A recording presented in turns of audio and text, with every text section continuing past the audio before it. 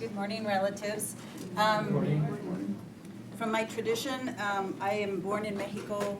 I have Tohono O'odham and Mayo ancestry.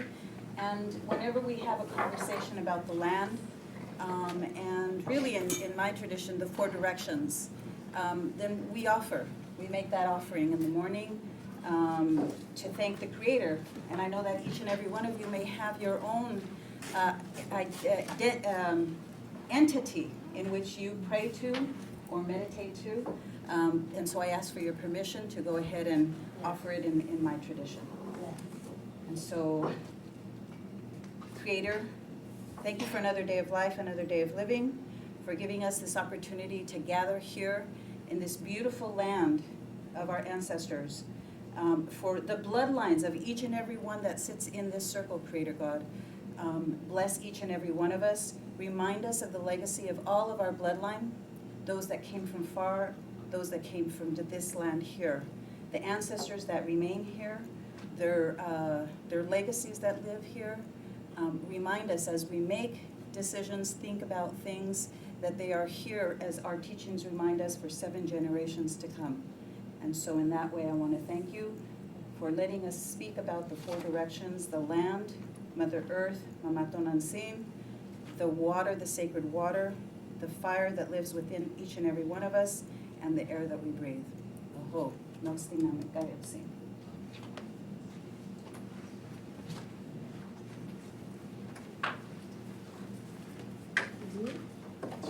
morning. Hi, did everyone sleep okay? Eat okay? All those wonderful things. I'm not doing a ritual. It's like one of the things that that we normally would have already have been doing, and I feel like between oversleeping, or I guess it wasn't oversleeping because I needed it, and all the things that we normally have all the stuff already set up. Okay, let me just burn myself. And to just sort of think about the space and all that you all are bringing.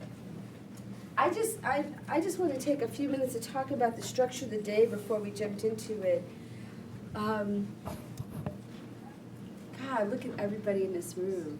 You know, all of you like brilliant, amazing people. It just seems so unfair to ask everyone just to talk for 10 minutes. But we're hoping that this conversation will keep building, and that we'll end up out of this, with sort of 2 streams of thought. For those folks who were here last night, you know, Archon laid out some thoughts about process and structure of how we might build this transformed space, right?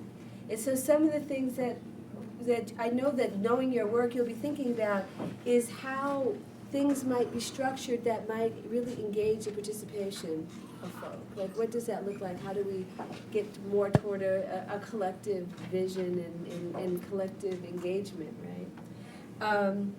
And the other is sort of like the actual outcomes, the kinds of policies and ideas and things that would help with this transformation. We have a really unique, well, at least 2 amazing opportunities with this information that doesn't normally happen with this kind of thing. One is that we have currently and coming on board in another initiative a set of grantees who will basically get grants to engage in policy advocacy to make changes to create healthier communities, right?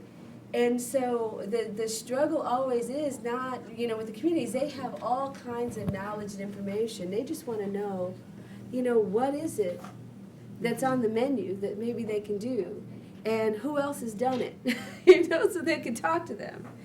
So part of what this conversation is about for us is helping to put together this, I don't want to call it a list, but this sort of menu, right, of ideas that taken together in these different areas where folks are working and trying to transform, that we can work with folks to help actually make this real. Which I think is very exciting. And then the other part of this project is that we can actually, with the help of a number of lawyers who have volunteered, out of this vision, to take some of these ideas that are not yet policies or laws and actually write them into model policies and laws so that people can actually just take them and run with it. And, one of the things I've always dreamed of is, it's like, you hate to just always talk about the right wing, especially now they lost. Well, not really. They're still here. But ALEC, the American Legislative Exchange Council, has a big old binder of all of the most messed up, sort of backward policies you can possibly think of in terms of how to privatize and undemocratize and a state or a city. You can get the ALEC binder if you're sort of a right-wing conservative elected official, and then you could just tear out and hand it to your staffer and say, give me this policy, right? And I've always wanted to have one of those on our side, right? That not necessarily that's about Praxis, but it's really about our collective work and figuring out how to make that available so anybody who wanted to do the right thing in certain areas could start to get an idea about where to go for that, right? Because it's hard to find all of you, and what you do. So in the 10 minutes that you have, that's yours, even though you have more time throughout the day to sort of chime in, think about that list. Think about those processes that you think, we need to make sure this ends up on a list somewhere that we can find and put together and end up in the space. So, and this is not the only conversation that we'll have about this, too. So, hopefully, this to me is sort of able, to have the resources to start the conversation. And I do want to thank John. John's trying to be all incognito, like he's not the funder in the room, but we have to go. And but one thing I do need to say about John Gouveia, and I really appreciate it, is that he has been such a comrade in this process. We have not had that sort of like, oh God, the funder. But we've just had a real collaborative relationship, and the way this process has unfolded has been really great. And it helps that John has an organizing background, a farm worker background, and I think there's a few people in the room who know his sister, who knew Jessica Gouveia, and her work. So he comes from good stock, And we're ready. Yes, get a big clap for him. So really.